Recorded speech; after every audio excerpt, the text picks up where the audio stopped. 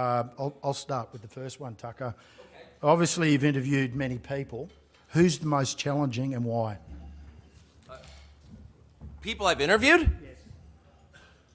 Yes. Well, I've interviewed some true lunatics.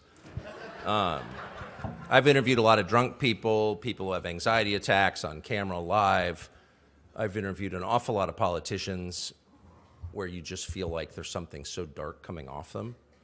You know, you get that feeling like I'm not really sure what you're into, and I don't really want to know, but I'm pretty sure drinking human blood is part of it. You just, you get that feeling.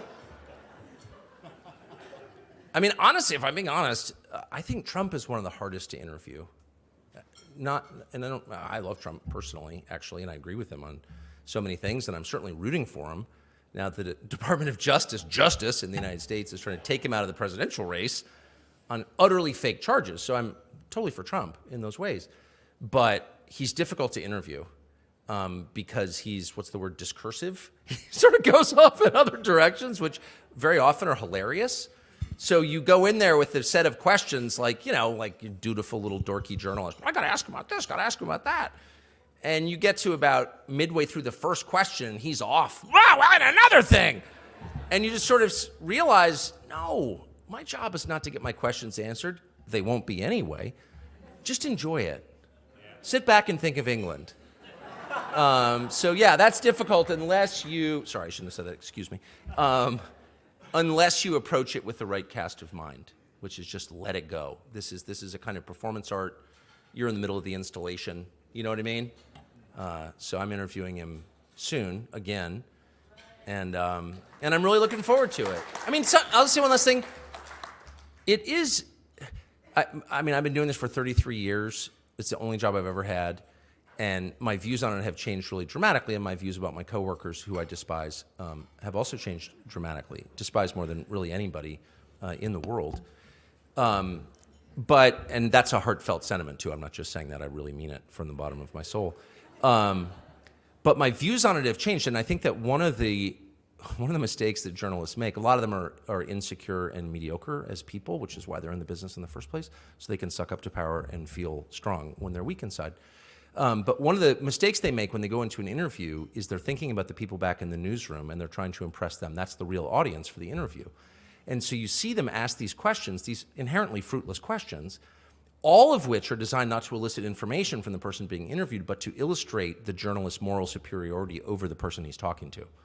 Well, is it true, Mr. Putin, and you eat children? I do not eat children, but you do. And he sort of has to wonder, like, does the guy expect Putin to be like, well, it's funny you asked. I do eat children, actually. And you caught me. And I'm going to tell you now exclusively that I eat children. Of course not. The whole point is to let all the other dummies back in the newsroom at ABC News or NBC or whatever these ridiculous, absurd, totally discredited news outlets, to let them know that the journalist is brave. And I feel at my advanced age, at 55, that that's actually kind of not my role. That my role is to elicit information to the extent that I can for people watching. And in the case of interviewing someone like Putin, about whom I do not have strong feelings, by the way, I should say, I still don't. He's smart, interesting, very Russian. I'm very American, My goal in that interview was not to let people know Putin's bad. They can decide for themselves. They're adults. Don't anybody tell you who you have to hate. I decide that. I'm an adult man. I pay my taxes. I'll decide who I hate. Do you think I'm your dog? No. If I hate Putin, I can hate Putin. If I like Putin, I can like Putin. It's completely up to me, not up to you. Okay? So anyway, but my job is just they haven't heard him talk, so you can get him talking. Just get a corpus of information out there from which they can make up their own minds. And I took a lot of abuse for doing that. Oh, you're his puppet or whatever. Oh, shut up. The whole thing was completely ridiculous. And in point of fact, they've told me to hate Putin for the last 4 years. I've never figured out why. I don't want to live in Russia. I'm not Russian. They don't have the freedom of speech that we have in my country. Therefore, I don't want to live there. It's kind of that simple. But I don't know why I should be mad at Putin. Great Britain doesn't have freedom of speech. Do you know what I mean? So, if you really think about it, I'm mad and should be mad at people who have hurt my family. People are wrecking my country and driving inflation up to a point where my kids can't afford houses and filling my neighborhood with people who aren't from there and who are hostile and making our country completely, shattered. The social fabric is gone. Who did that? Did Putin do that? No. Joe Biden did that. So if the question is, who is a greater threat to your family, Vladimir Putin or Joe Biden? Vladimir Putin never called me a racist. Like, what are you even talking about? I don't have any feelings about Vladimir Putin. This guy's a lunatic who's wrecking my country. So again, don't tell me how I'm supposed to feel. I reserve that right for myself because I'm a free man. It's that simple. Thanks, Tucker. I saw a couple of our friends from the press gallery have a smile when you were getting into the free press. So I might ask Paul Sakal from the Sydney Morning Herald to ask a question. Great, thank you. You've almost thanks for your speech. Of course, Mr. Carlson. The media can be extremely negative, so it's nice to hear uplifting comments about our country. It's an amazing country. It is, and I think we forget that in Australia oftentimes, so I appreciate that. You've preempted my question on Putin. Putin! Putin! I think you did strategically because you knew it's what we'd ask. Putin! He's so bad! And I also appreciate that... Did he make you take the COVID shot? Take the what? The COVID shot? No, he didn't. Sorry. The COVID shot saved probably tens of millions. Oh, yeah, definitely. Safe and effective. This is why everyone loves the media. Probably 100 times more lives than Putin has killed in Ukraine. It's like a time capsule. It's like you're like the last Japanese soldier on Okinawa. You think the war's still going. Oh, it's hilarious. Sorry, I'm sorry. I'm being boorish. Can I get the full answer in without interruption? Okay, I beg your pardon. I'm interested in your position on Putin. Many people in this crowd would adore conservative prime ministers in this country like John Howard, Tony Abbott, mainstream right-wingers like Boris Johnson, Australian Liberals, some of their MPs are in the crowd, are vehemently anti-Putin. They believe he's a reprehensible figure who doesn't believe in the values of conservatism, such as the rule of law and democracy, which gives us the freedoms we have in our countries. I'm interested, do you feel any level of shame or regret that you were termed a useful idiot, and then post your interview, Vladimir Putin himself said in his Russian media that he was surprised at how weak your questions were, and he also said that you were wrong when you said that no other journalist had asked to interview him. He said, that's not true. We only thought Tucker was the only person to report fairly. Wait, I thought that you were describing Putin as a psychopathic liar, and yet now you're taking his word for things? Do you... Let me just quickly unpack your absurd soliloquy if I can. First, I'm stuck on the idea that Boris Johnson is a right-winger. Do you know Boris Johnson? I do. Boris Johnson is a criminal buffoon who, like so many who claim to love Ukraine, is single-handedly responsible for the deaths of hundreds of thousands of Ukrainian men in this war that Ukraine cannot win. And I would refer you to Wikipedia. How many more people does Russia have than Ukraine? Do you know? 100 million. 100 million. And in a land where that's a relevant number. It is not possible for Ukraine to beat Russia. The best they can do is sue for peace. That's been known, including by Zelensky, who wanted that since the early days of this conflict. And Boris Johnson, on orders from the Biden administration, shut down, and this is not a disputed fact, this is a fact, admitted by everybody now, shut down the peace negotiations almost 2 years ago. And Ukraine has been completely destroyed. And now Zelensky has passed a law allowing foreign corporations to own land there. So you tell me what Ukraine is going to look like in 30 years when all of it is owned by BlackRock and multinational corporations and its population is not Ukrainian, okay? So the tragedy of what's happened in Ukraine, orchestrated by the Western powers, including your government, and I hope you do, and driven by my government, I feel shame about it, I hope you do too, is really one of the great crimes of my lifetime.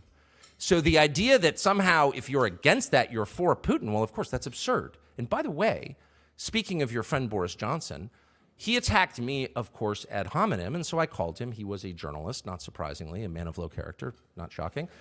And so I called him and I said, well, you've called me all these names. Why don't you sit down for a conversation? I happen to be in your rainy, depressing slum, London, and we could have a conversation. And he said, I won't do that unless you pay me $1 million. That's a fact. That's a non-disputed fact. I have the text messages. So if that is the credible source of the slur that, look, if I were a toady of Putin or I loved Putin, I would just say so. Because why do I care? I've already been fired. I don't work for anybody. I have no incentive. And by the way, it's perfectly fine if people love Putin. Well, I don't understand what that has to do with anything.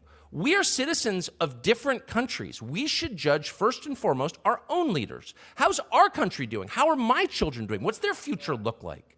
None of that has anything to do with Putin, except to the extent that you all, this country, sit back, your government allows the Biden administration to push us into nuclear war, which is where we are right now, right on the cusp of it. And somehow that's not a story. That is that Putin doesn't respect human rights or the rule of law.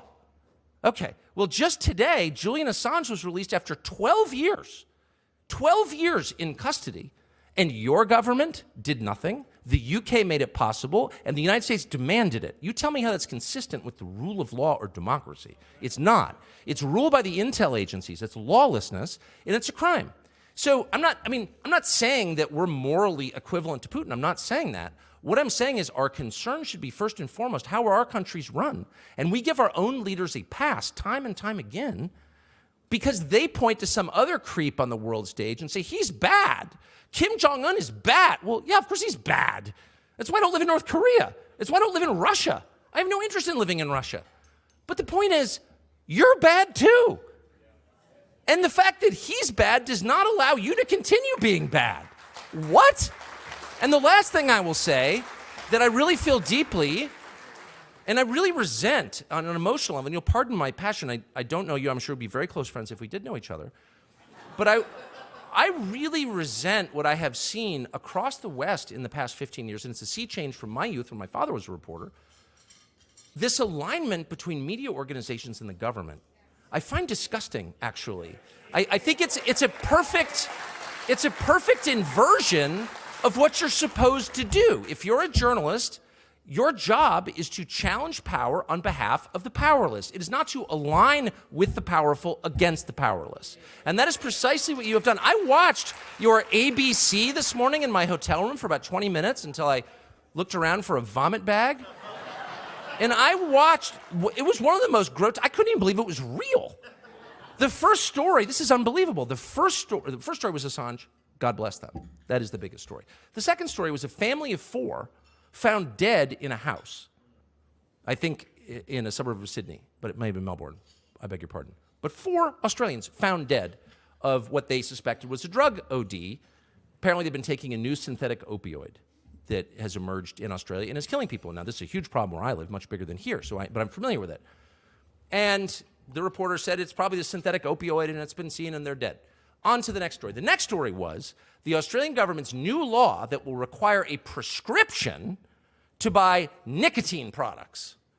And we were treated to a 15-minute lecture on ABC, whatever the hell that is, about how nicotine is dangerous and we need to keep it out of the hands of Australians. And I'm like, wait a second. Nicotine, first of all, is not dangerous. That's not true. That's factually incorrect. You know nothing about the science, A. B, compared to what? Compared to what? Oh, we have this new synthetic opioid that's killing people. The government, not too concerned. What they're really concerned about is that people might be using nicotine, which, by the way, has the byproduct of raising testosterone levels and making people a little harder to command. That's a massive threat! So this is the point where the media gets involved and says, wait a second, let's chart the death toll from vaping versus fentanyl. Maybe one's a little worse than the other. And what exactly are you doing about it? Why don't you press your ministers and your prime minister? Like, what are you doing about it, about drug use? And the answer is nothing. Instead, they're hassling adults who want to use nicotine, which I would highly recommend to every person in this room as a life-enhancing, God-given chemical. That's just my view. But I'm like, a media should be like holding these people to the fire on that. I was fired over a year ago, so I don't have to like worry about this or be defensive about it because I don't have a job. So there is a certain freedom in unemployment. And so I sympathize with you guys who work for these companies that are like truly corrupt and you sort of know that, but you don't want to deal with it because you've got kids and a mortgage. I get it. I've been there. But let's just be honest. Everybody else knows what it is. Everyone else knows how corrupt you are. And so there's a reason they have contempt for you. I'm just saying. Thanks, Tucker. On that note, I might pass you over to Andrew Green from the ABC. Oh, I love it. You gonna take my nicotine? It's dangerous. Good afternoon, Tucker. A prescription for nicotine. Okay. I missed that segment this morning. It's shocking. You should watch it. It's the dumbest thing I've ever seen on television. I do want to ask about a country you haven't mentioned today, and that's China. But before that, I wanted your response to the former Vice President, Mike Pence, who has tweeted in the past hour or so that the Assange developments are a miscarriage of justice by the Biden administration and that Assange endangered the lives of our troops. Can I just apologize for something that I said, and it's my fault. When I ascribed sort of all badness to the Biden administration, that's actually not true. You know, the worst things that happen in our capital city are a bipartisan effort, and they are. That's just a fact. And so I don't want to be partisan and claim it's all the Democrats' fault. It's absolutely not. On the worst things that are happening in America, immigration and pointless wars and COVID policy, it was both parties, guys like Mike Pence, aligning with guys. Well, Joe Biden's not a person anymore, but the people around Joe Biden. And, you know, the truth is, you want to know the actual truth? I won't be boorish, but Mike Pompeo was Trump's CIA director. And it emerged, and it's factual, that as CIA director, when Assange was locked in the Ecuadorian embassy for however many, 7 years or something, that he plotted to murder him. And Assange had never been charged with any crime in the United States at all. And under our system and yours, you can't just murder people because they embarrass you. So Assange leaked CIA secrets, and Pompeo, as director of CIA, plotted to murder him. That's a fact. And the remarkable thing is that no one arrested Mike Pompeo. He's still walking free. This is a guy who plotted a murder. He's a federal bureaucrat. In a democracy, federal bureaucrats, people just like appointed to a job as a political favor, can't just kill other people they don't like. That's not allowed. Speaking of Russia, and yet this is aimed at my country, people are like, no, that's totally reasonable. Like Pompeo's an upstanding guy. No, he's not. He's a criminal. He's a criminal. And he tried to murder the guy who exposed his crimes. It's super simple. It's what the mafia used to do. It's why they won every jury trial. Killed 2 jurors, the others acquit. And he tried to do that. And it blows my mind. And I think Mike Pence is a sad, weak man, but I think that's an incredibly shameful tweet. I read it, and I was enraged by it. And I'm just sorry that I didn't describe the problem in greater detail previously. I'll get on to China now. You may or may not be aware of a strategic partnership Australia is involved with your country and the United Kingdom called AUKUS, where we will get nuclear-powered submarines. Can I get your assessment of that? And it was largely in response to China. Do you think China poses a threat here? I think that, first of all, I think it's very complicated, but I think the overview is this. China has 1.4 billion people and not enough resources or land. Australia has 26 million people and a sparsely populated continent that is brimming, overflowing with resources that countries with expanding economies need. And I don't know how expensive your politicians are. I'm guessing not very. So I don't think it would be too much of a lift for China to just buy them all, and I assume they already are doing that. I mean, obviously they are doing that, and they're doing that in my country too. They bought the current president's son. So I'm not mad at China for that. Well, they did. They bought Hunter Biden. I mean, that's the whole story. And it's proven, okay? So I'm not mad at China about that, just for the record. I'm not particularly anti-China. I don't want to live in China. It's not my system at all, and I find a lot of parts of the culture repugnant. On the other hand, I see China, a country acting in its own interest. So I'm not mad about that. I'm mad about the countries like my own and possibly yours that allow themselves to be taken advantage of. That's the truly shameful thing. So I just don't hate China. You know, I see a rapidly growing country that will do whatever it can to help itself. And if it crushes people in the way, it will. Okay. So that's pretty reasonable. That's kind of a, time-tested model. Your job is not to be crushed. And so I'd be very, very, very concerned about it. I don't think you face an imminent invasion or anything. I do think that the concerns about China, just the size differential, the resource question, population, these are the fears that have pushed generations of Australian governments into a counterproductive alliance with the United States and Great Britain. I think the view here is that the U.S. will rescue us if we ever really have a problem. And I don't think that's true. I'm sorry to say that. And I'm just saying that as, I just don't think it's true. And I think you're unwise for believing it's true. And I think a lot of people on Taiwan thought that was true. It turns out not to be true. I think a lot of Pashtuns in Afghanistan thought that was true. A lot of Montagnards in Vietnam thought that was true. You know, a lot of Christian Iraqis thought that was true, and all of them learned the hard way that it's not true. That in the end, countries act in their own interest. And in a democratic system, leadership changes every 4 or 8 years with different views, expressing, you know, evolved opinions from the public. So no democratic country can be longitudinally reliable as a partner simply because its government changes so often. That's just a fact. It's not an attack. I'm not attacking the United States. I'm not attacking you. I'm just saying, if you think that allowing the U.S. government to stage, you know, foreign troops on your soil, they didn't beat you in a war, did they? Then why do they have foreign troops here? I mean, I'm sorry. I know I'm offending everybody. It's just a fact. And I don't know if that's like a huge part of your economy, but like rule one in my country is we don't have foreign troops on our soil because we're a sovereign country. And I don't understand why all these countries allow it. I mean, I love the United States. I'm glad, you know, that we've got the whip hand, I guess. But I don't think any country should put up with that. No, you can't have soldiers in my country. Go away. You know what I mean? Like, we can be friends, but having troops on my soil suggests not a friendship, but a master-slave relationship. And I'm just not into it at all. And I don't think you should be into it either. Thanks, Tucker. One final question from the press gallery. Kat Wong from AAP. Hi, Tucker. Thank you so much for your address today.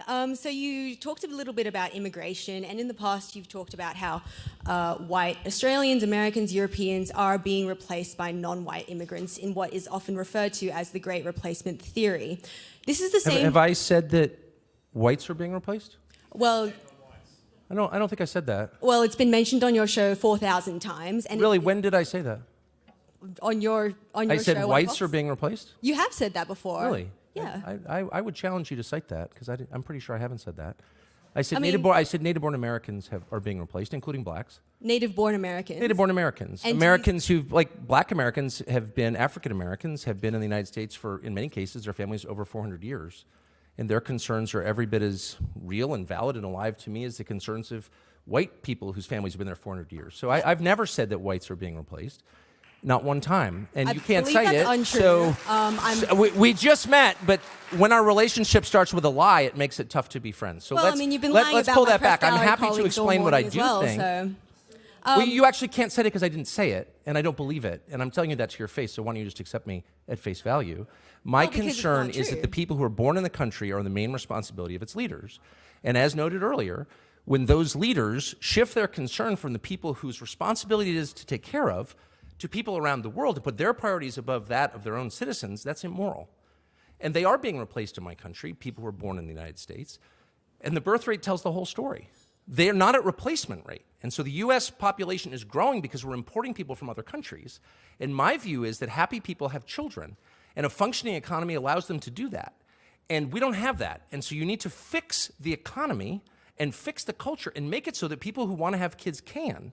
You don't just go for the quick sugar fix of importing new people. Like, that's my position. And if you think that's racist, that's your problem. I never called you a racist.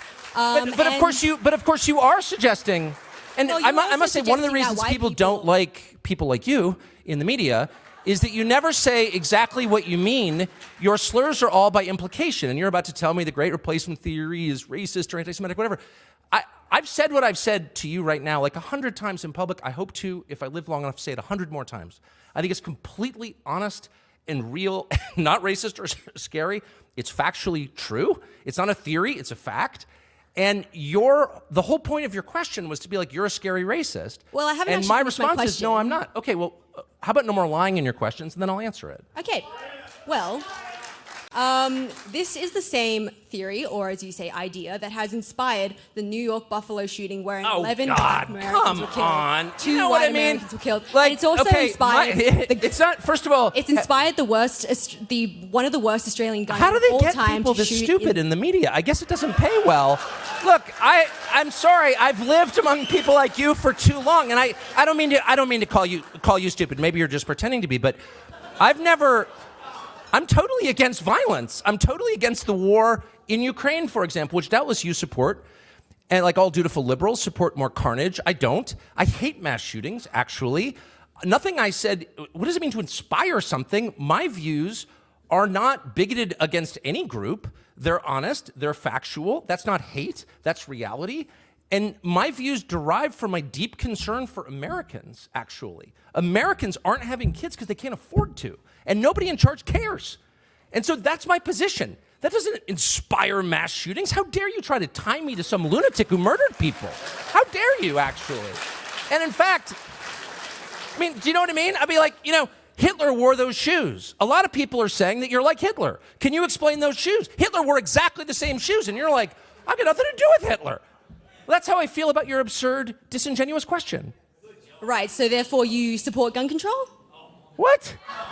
I thought it couldn't get dumber, but it did. No, I don't support disarming law-abiding people so they can't defend themselves. So the government has a monopoly on violence? I don't think so. First of all, in my country, that's illegal, as you know. But moreover, it should be illegal in every country. A sovereign person has the right to defend himself and his family. Period. And that said, I'm totally opposed to harming anyone. Anyone. Have you been calling? Are you concerned about the war in Ukraine? And the countless innocents being murdered there every single day? I doubt you are. Probably Putin bad. I am. I'm a Christian. I hate violence. I hate mass shootings. I have guns at home, and often on my person when I'm in the United States, I'm proud to say, because I want to defend myself and those I love against violence. That's the point. I'm not perpetrating crimes. I'm not shooting strangers. I'm defending what I love. And if you're against that, I guess I would ask why. Why would you be against that? Well, so you don't think you harbor any kind of responsibility for these hate crimes? I'm sorry. I'm trying to be charitable. I was like, maybe you're just pretending to be dumb. Now I don't think it's an act. Tucker, thank you for taking those questions. I'm sure you enjoyed some Actually, I questions from the loved it. I press. just feel sorry. I mean, because I got here and the country's so unbelievably beautiful and the people are so cheerful and funny and cool and smart. I'm like, your media's got to be better than ours. It can't just be a bunch of castrated robots reading questions from the boss. And then it turns out it's exactly the same, maybe even a tiny bit dumber. So, thank you. I would say two things. For those who didn't hear it, the question was, it turns out a lot of things that have been derided as conspiracy theories actually bear, more investigation, actually. And given that, how do you feel about the prospects of a free and fair election in November in the United States? I think is that a fair summation? So I would say first to the phrase conspiracy theorist, which I'm certain has got to be a staple of your news media given the selection of questions I just received. That it's worth knowing the provenance of that phrase. It comes directly from the Central Intelligence Agency, actually, 1964. In the aftermath of the murder of our president, John Kennedy, in November of 63, there was a very famous and entirely fake investigation into it called the Warren Commission, and people who were reading it critically noticed anomalies, like they didn't want to investigate the guy who shot the lone gunman. You're like, what? And raised questions about it, and that phrase, conspiracy theorist, entered the lexicon in my country, and it was designed to shout down and shame people who ask legitimate questions. Now, that said, there are a ton of wackos out there, and a lot of them show up at my house, and they're nice people, but they're clearly a little touched by the Great Spirit. That's all right. I mean, there are crazy people for sure, but there are also far more people who just noticed, like, well, that doesn't make any sense. And that's kind of where I started. Like, well, what is that? Shut up, racist or conspiracy theorist or whatever, lone, mass shooter or whatever this chick called me. So I think the first step is recognizing that that's a control tool. Those are not the responses of someone who seeks an honest adult conversation with you where you sort of share evidence and arrive at consensus. That's someone who believes that he can make you shut up like you would by yelling at your dog so he can go do something awful without you interfering with him. That's the truth, okay? So anyone who uses the term conspiracy theorist is by definition discredited in my view. Why don't you address the specifics of the claim I'm making, no matter what it is? The second thing I would say is I've lived long enough and covered the news long enough to not discount anything. It doesn't mean every theory is true. I hear some wacky theories.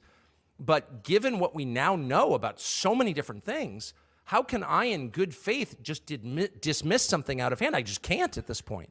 You have to stay curious, stay rational. I mean, I think people should always stay rational. Like, where's the evidence for it? If there's no evidence, it's probably not true, or you can't prove it. But stay open-minded. And as to the question of the election, you know, I'm very concerned. I'm very, very, very concerned. And I don't understand, like I guess I do understand, why the institutional Republican Party in Washington hasn't done more to secure elections. We have this problem of electronic voting machines, which are not more efficient. They don't produce more precise answers than written ballots, and they don't get us the tally quicker than written ballots. So the question is, why do we have them? Okay, that's one area. But the much more significant fact, I would say, is that the way Americans vote was changed completely using the pretext of COVID. And the idea was that Americans were so sick with this killer virus that emerged from a pangolin in a wet market. They were selling mammals in a seafood market for some reason in Wuhan. They were so incapacitated they couldn't actually make it to the polls. And so they needed to have their ballots anonymously picked up in these drop boxes without using voter ID. And had nothing to do with voter fraud at all. It was purely a medical response. Well, now COVID is, of course, still around. It hasn't gone anywhere. Once Fauci created it, it's going to be here forever. But we're not worried about COVID anymore for some reason. But the voting changes remain in place. And it's very clear to me that the point of them was to abet voter fraud, obviously. And I don't think that okay, that's fine, there's voter fraud around the world, but you can't simultaneously claim that you're here to defend democracy and abet voter fraud at the same time. Because voter fraud undermines democracy very obviously, more than anything else, right? If people can't trust election outcomes, you don't have a democracy.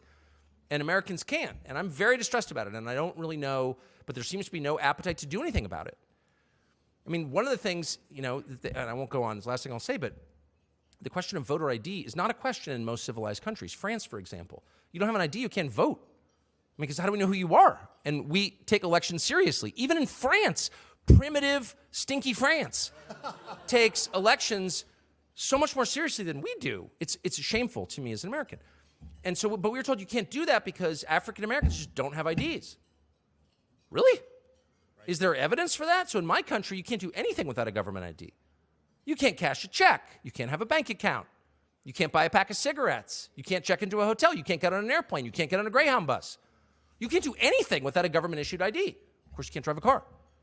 And so some enterprising independent journalists went out and tried to get the numbers on this. And it turns out nobody doesn't have a government ID. If you don't have a government ID in the United States, that means you can have no contact with government. You get nothing from government. You don't exist in the eyes of the government without a government ID.